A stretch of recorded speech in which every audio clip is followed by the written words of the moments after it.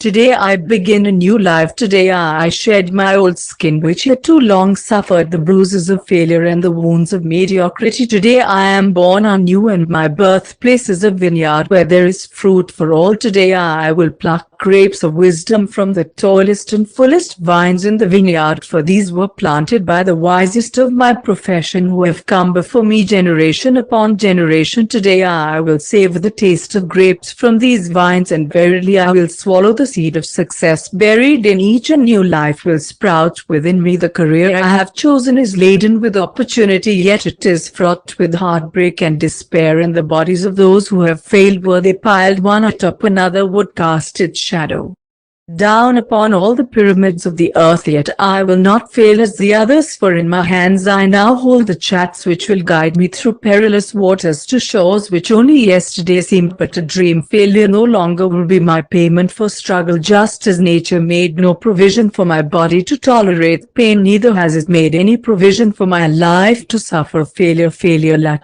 pain is alien to my life. In the past I accepted it as I accepted pain. Now I reject it and am prepared for wisdom and principles which will guide me out of the shadows into the sunlight of wealth, position and happiness, far beyond my most extravagant dreams, until even the golden apples in the garden of asperities will seem no more than my chest reward.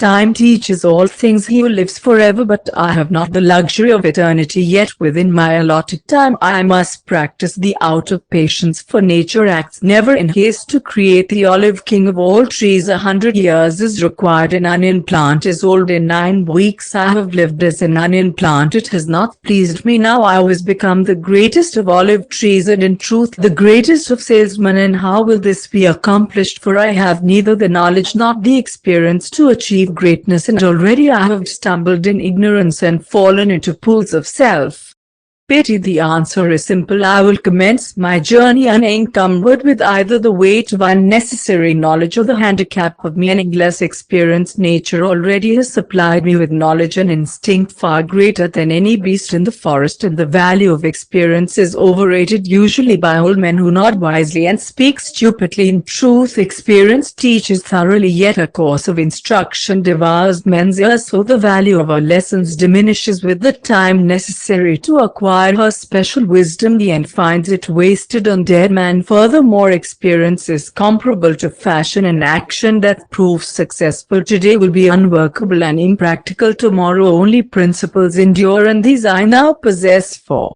the laws that will lead me to greatness are contained in the words of these scrolls. What they will teach me is more to prevent failure than to gain success. For what is success other than a state of mind which to among 1,000 wise men will define success in the same words? Yet failure is always described but one way. Failure is man's inability to reach his goals in life, whatever they may be. In truth, the only difference between those who have failed and those who have succeeded lies in the difference of their habits. Good habits are the key to all success. Bad habits of the unlocked door to failure. Thus the first law I will obey, which preceded all others, is I will from good habits and become their slaves. As a child I was slave to my impulses.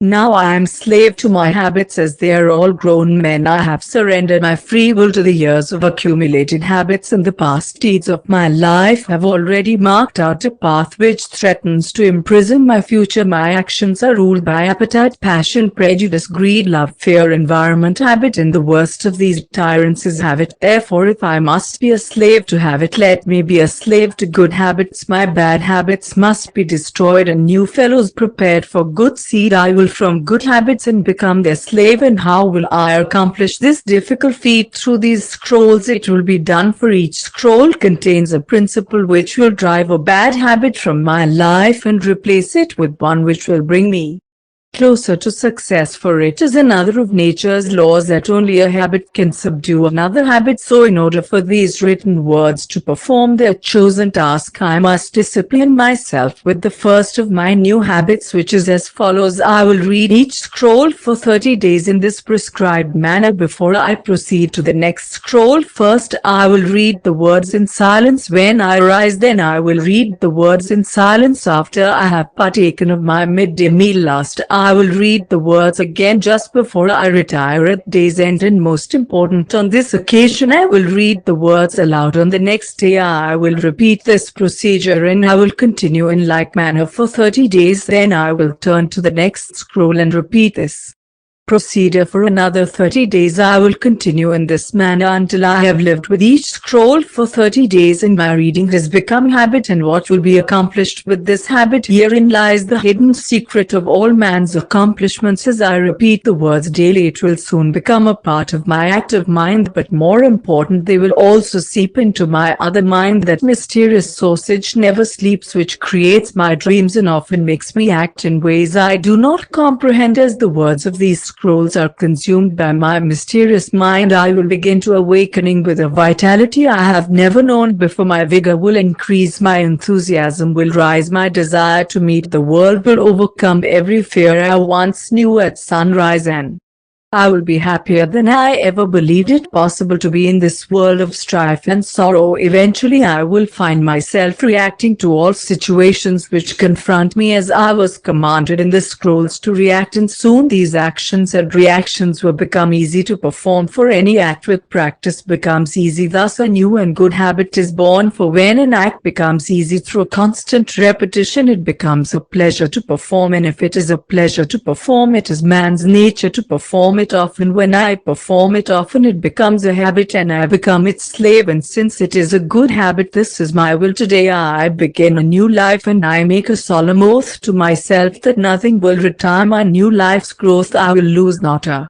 day from these readings, for the day cannot be retrieved, nor can I substitute another for it. I will not break this habit of daily reading from these scrolls, and in truth the few moments spent each day on this new habit but a small price to pay for the happiness and success there will be mine as I read and read the words in the scrolls to follow. Never will I allow the brevity of each scroll nor the simplicity of its words to cause me to treat the scroll's message lightly. Thousands of grapes are pressed to fill one jar with wine, and the grape skin and pulpit tossed to the birds. So it is with these grapes of wisdom from the ages. Much has been filtered and tossed to the wind, only the pure truth lies distilled in the words to come. I will drink as instructed and spill not a drop, and the